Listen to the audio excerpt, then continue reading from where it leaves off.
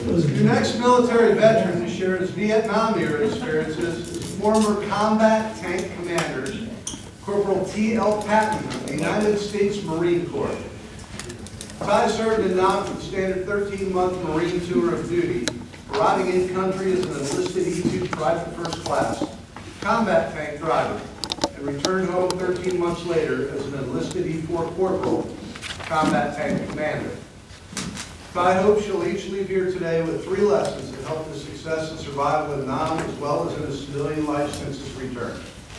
Please help me welcome current Toastmaster ATM and former Marine Corps Corporal Todd Patten.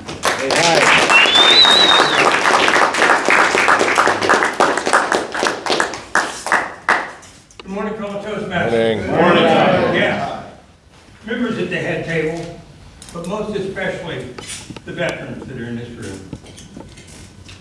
I want to just applaud and salute everyone for keeping our country free.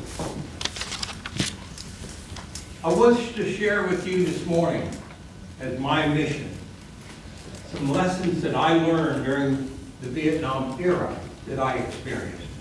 So to do that, we've got to go back just a few years, about 55 or so, to when I was in the 9th, 10th, 11th, and 12th grade. In my 4 years of high school, I failed 7 courses.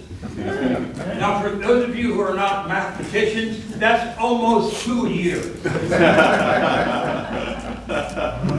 I tell you that because about 18 months later, I joined the Marine Corps, went through boot camp, and with all of their infinite wisdom of the 274 years that we now have of the Marine Corps, they actually saw fit to put me in school. Yeah, how wise they were. They put me in tank school. And what was interesting is that I knew I was going to Vietnam because of my GPA, or lack thereof. And so therefore I knew that every iota of information that I could gain just might make the difference when I returned back from Vietnam of being able to walk off of that plane or being carried off in a body bag. I became a motivated learner. Real quick. What was interesting too is that for the first time in my life, I mean with the GPA that I had, I never had anyone that said, "Hey Ty, let's go study together." That didn't happen. But in the Marine Corps, every paper, every test, every exam, I aced them. Whoa. And for that reason, I had people coming up to me for the first time in my life and saying, "Hey Ty, can we get together and study? Ooh. Hey Ty, what would I do if such and such happened?" Wow, it was such a magnificent feeling to feel that my opinion was important. I'm sure many of you have already experienced that with your academics, going through college and high school and just your whole lifetime of education. It was a first for me. But see, I discovered something. Lesson number 1 is that if you uncover your passion, you will discover your path. My path to returning alive in America was best suited to me learning everything I could. And so I did. So 6 months later, I found myself, voila, in Vietnam. Wow. I got to tell you, it really was a beautiful country. The sunsets were magnificent. If it wasn't for all that,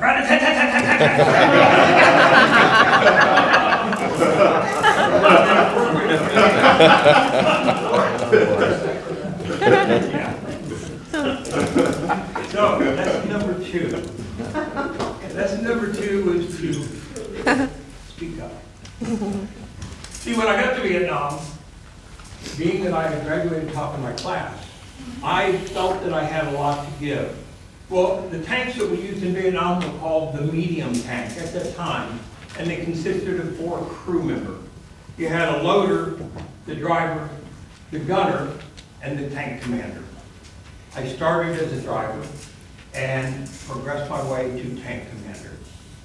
And I have to tell you, it was so magnificent because of the fact that what I had learned in school helped me to command a tank that had 2 men who outranked me. As a tank commander, I was an E3, Lance Corporal, and I had 2 E4 corporals that were on my tank. See, they didn't want the responsibility of my life. It's like, Sarge, put me in, I'll do it. You know, if you don't want the responsibility for my success, for my life, or any endeavor that I get into, I'll take that responsibility. Because if you don't have that interest, it's going to be a lackluster interest that you put forth. When your life is on the line, you don't need lackluster. So lesson number 2, speak up.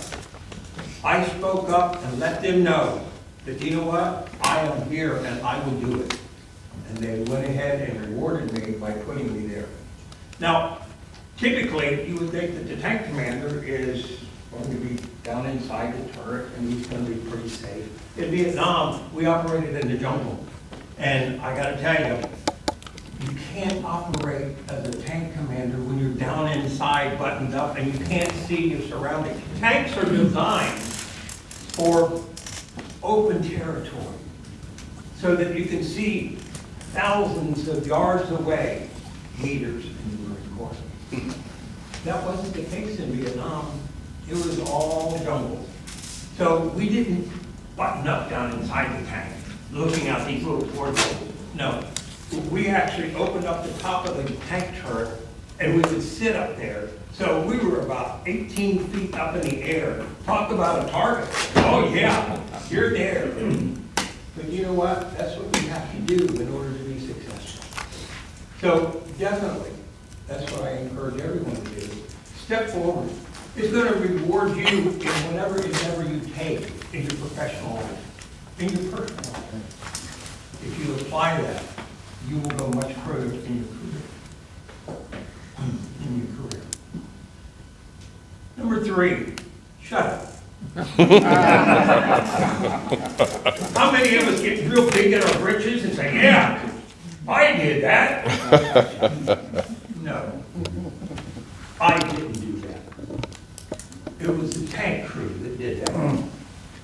The successes that we had, and I don't need to describe the details, you know what tanks do. The successes that we had weren't because of me. They were because of the crew. And again, in your professional life, don't hog the glory. Share it. I got to tell you, those men performed extemporaneously and superbly because of the fact that I gave them the credit. So let me just leave you with that word. Leave your team with the credit. Fellow Toastmasters. Very good.